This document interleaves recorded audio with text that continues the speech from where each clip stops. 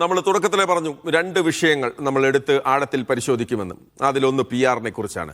നമുക്കറിയാം എന്താണ് PR എന്നുള്ളത്. പബ്ലിക് റിലേഷൻസ്, ജനങ്ങളുമായുള്ള ആശയവിനിമയം കൂട്ടുക, നമ്മൾ ചെയ്ത നല്ല കാര്യങ്ങളെക്കുറിച്ച് അവരോട് പറയുന്ന രീതി എന്നൊക്കെ വേണമെങ്കിൽ നമുക്കതിനെ ചുരുക്കി പറയാം. ഉദാഹരണത്തിന് വ്യക്തികളുടെയോ സ്ഥാപനങ്ങളുടെയോ സംഘടനകളുടെയോ പ്രശസ്തി, വിശ്വാസ്യത, പ്രതിച്ഛായ എന്നിവ മാധ്യമങ്ങളിലൂടെയും ആശയവിനിമയത്തിലൂടെയും മെച്ചപ്പെടുത്തുന്ന ഒരു പ്രക്രിയയാണ് പബ്ലിക് റിലേഷൻസ് എന്ന് പറയുന്നത്. ഇത് വളരെ പോസിറ്റീവായിട്ടുള്ള വാർത്തകൾ സൃഷ്ടിക്കുക, പ്രതിസന്ധി ഘട്ടങ്ങളെ എങ്ങനെ നമുക്ക് കൈകാര്യം ചെയ്ത് മുന്നോട്ട് കൊണ്ടുപോകാൻ സാധിക്കുമെന്നുള്ള കാര്യത്തിലൊക്കെ നമ്മൾ PR വർക്കുകൾ സാധാരണഗതിയിൽ കാണാറുണ്ട്. ഇപ്പം എല്ലാ സർക്കാരുകളും അതിൻ്റെ അവസാന കാലഘട്ടത്തിലേക്ക് എത്തുന്ന സമയത്ത് കഴിഞ്ഞ കാലങ്ങളിൽ ചെയ്ത നേട്ടങ്ങളെ, പ്രവർത്തനങ്ങളെ ജനങ്ങളിലേക്ക് എത്തിക്കുന്ന ഒരു രീതി നമ്മൾ കാണാറുണ്ട്.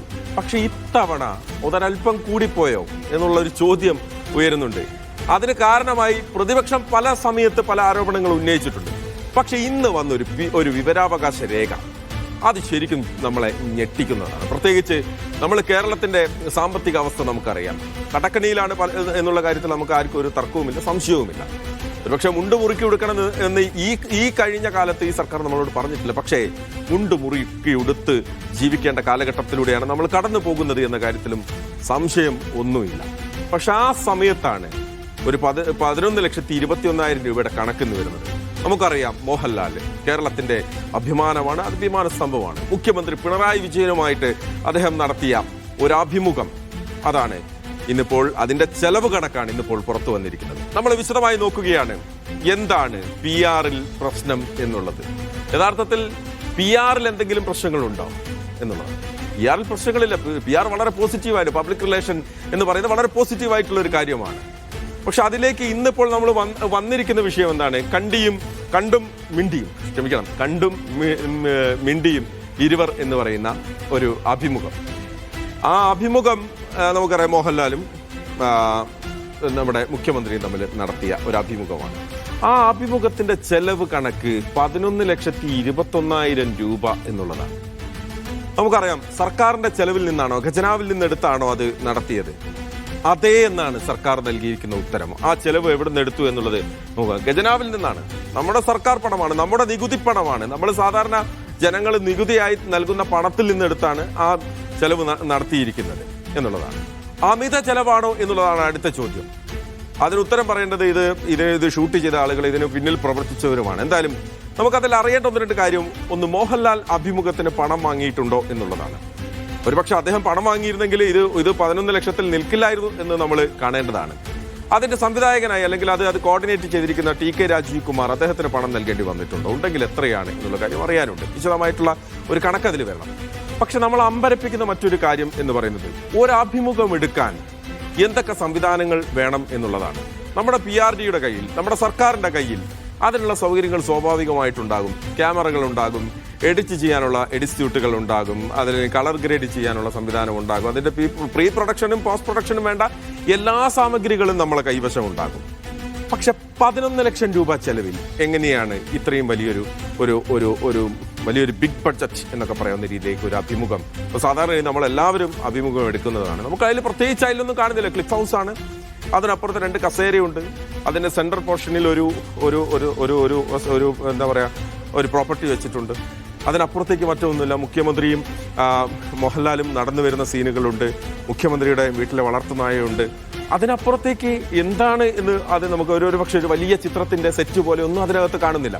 സ്വാഭാവികം കുറച്ച് ലൈറ്റ് ഒക്കെ വേണ്ടി വന്നിരിക്കാം, സ്വാഭാവികമാണ്. പക്ഷേ ഈ ചെലവ് ഇതൊരു തുടക്കം മാത്രമാണ്. ഇപ്പോൾ സർക്കാരിന്റെ ഇത് മാത്രമല്ല, നമ്മൾ ഈ ഒരു വിഷയം മാത്രം അടർത്തിയെന്ന് പറയുകയല്ല, അതിനപ്പുറത്തേക്ക് സർക്കാരിന്റെ PR കണ്ടന്റുകളൊക്കെ കൂടി ചേർത്ത് പറയുമ്പോഴാണ് ഇതൊരു വലിയ ചെലവായിട്ട് നമുക്ക് കാണുന്നത്. നമുക്കറിയാം പരസ്യ ഹോർഡിങ്ങുകൾ ഒരു പ്രധാനപ്പെട്ട കാര്യമായിരുന്നു. സർക്കാരിന്റെ കഴിഞ്ഞ 10 വർഷക്കാലത്തെ വികസന നേട്ടങ്ങൾ എണ്ണിപ്പറയാനുള്ള പരസ്യ ഹോർഡിങ്ങുകൾ ഏതാണ്ട് കേരളത്തിൽ ഉടനീളം 2-3 കിലോമീറ്റർ വ്യത്യാസത്തിലെങ്കിലും എത്തുമ്പോഴും സർക്കാരിന്റെ ഒരു ബോർഡ് നമ്മൾ അവിടെ കണ്ടിട്ടുണ്ടായിരുന്നു.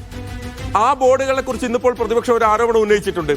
കാരണം ആ ബോർഡുകളെല്ലാം, ഹോർഡിങ്ങുകളെല്ലാം തന്നെ നേരെ LDFന്റെ പ്രചാരണ ബോർഡുകളായി മാറിയിട്ടുണ്ട്. PRD പണം കൊടുക്കുന്നതാണ്, അത് LDFന്റെ പ്രചാരണ ബോർഡുകളായി മാറി എന്ന പ്രതിപക്ഷത്തിന്റെ ആരോപണമുണ്ട്.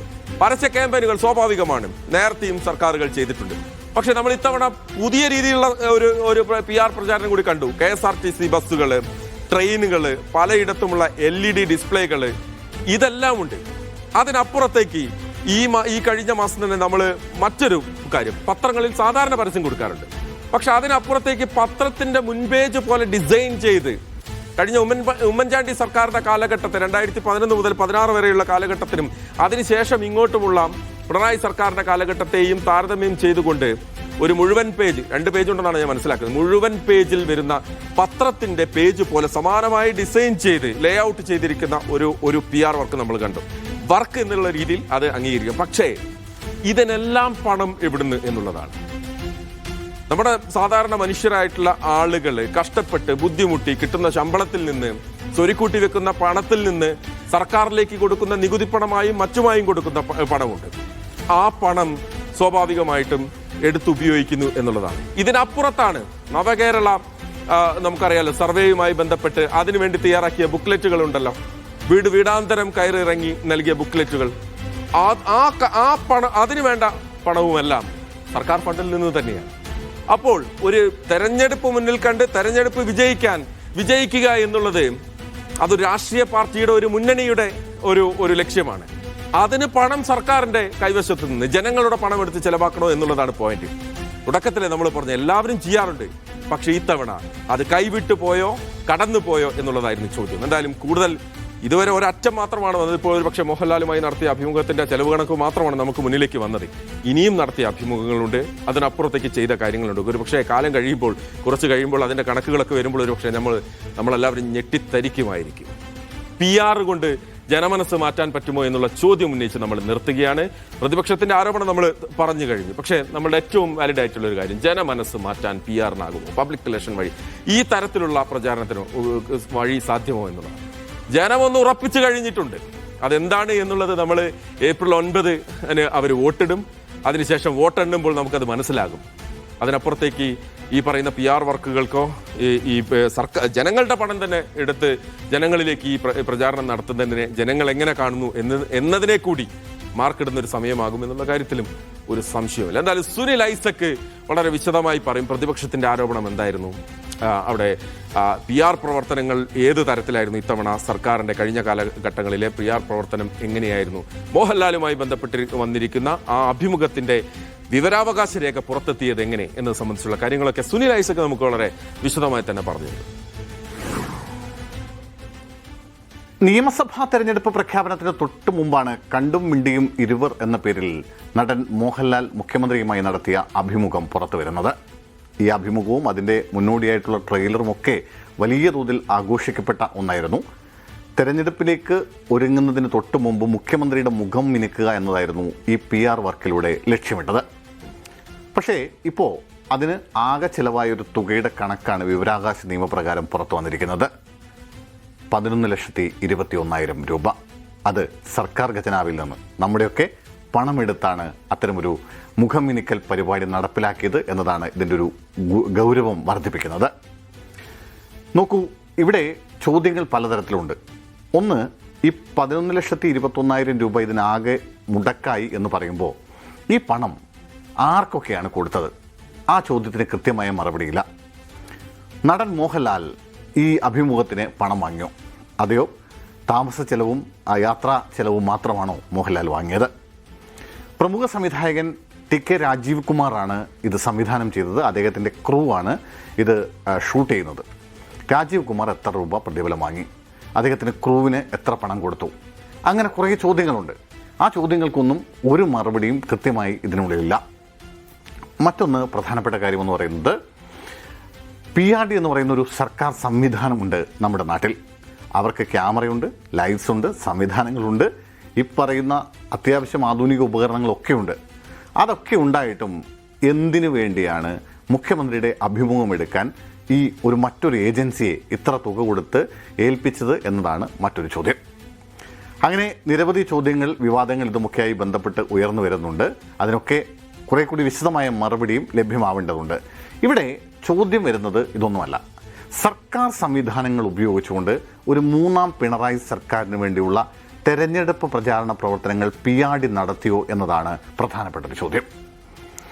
നോക്കൂ, ഇപ്പോൾ അതിന് കാരണമായി അല്ലെങ്കിൽ അതിനൊരു ഉദാഹരണമായി പ്രതിപക്ഷം ഉയർത്തി കാണിക്കുന്നത് സംസ്ഥാനത്തെ പ്രധാനപ്പെട്ട വേദികളിലൂടെയൊക്കെ നടക്കുമ്പോൾ അവിടെ സർക്കാരിൻ്റെ ഭരണ നേട്ടങ്ങൾ വിശദീകരിച്ചുകൊണ്ട് PRD ഒരുക്കിയ വലിയ പടുകൂറ്റൻ ഫ്ലെക്സ് ബോർഡുകളുണ്ട്.